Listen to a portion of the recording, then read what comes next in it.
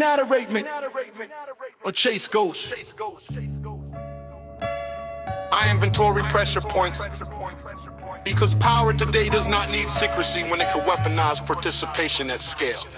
This is not a lecture, it is a breach report written in the language of friction, leveraging behavioral chokeholds. They learned early that rage travels faster than reason, so they tune the feed to amplify cortisol, shorten sentences and reward certainty over accuracy. You think you're forming opinions, the system is forming you, compressing nuance into slogans that fit inside a dopamine window. Every timeline is a viral line, every comment thread is a stress test, every viral moment is a drill designed to see how quickly a population fractures under narrative pressure. They don't silence dissent, they overclock it. They flood the channel until signal collapses under its own weight and blame the noise as if it were natural weather. Vocabulary gets shaved down first because complex thought requires complex tools. Once words lose precision, accountability evaporates behind ambiguity, and lies survive as interpretation.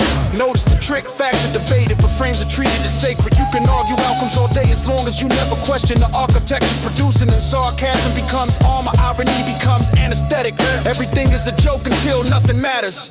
They stopped ruling with laws and started ruling with rewards, because punish create martyrs while incentives creates habits. Do what pays. Say what trends think, what keeps the lights on. Outrage pays, conformity pays, silence pays best of all.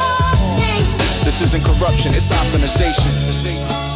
When survival depends on performance, integrity becomes a luxury item. Fear is post, not close, not blasted, just enough to keep hands shaking, just enough to shrink time horizons, never enough to trigger unity. You don't need change when anxiety does the job cheaper. You don't need soldiers when neighbors enforce the norm. Surveillance isn't about watching you, it's about modeling you, predicting deviation curves and correcting behavior before it hardens into intent. Once you're predictable, enforcement is redundant. They manufacture enemies because enemies organize attention. Left versus right, us versus them. Anything except structure versus occupants. Some all of these are paraded like targets because personalities can be sacrificed without touching the machine behind them.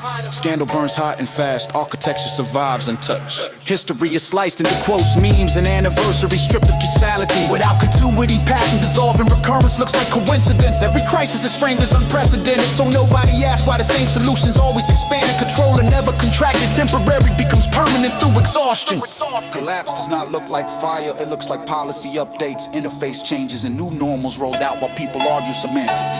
You adapt, you cope, you comply while telling yourself you chose this. The cage isn't locked, it's friction weighted. You can leave if you're willing to pay the social, economic, and psychological cost. This is not a call for riots. Riots burn energy without direction.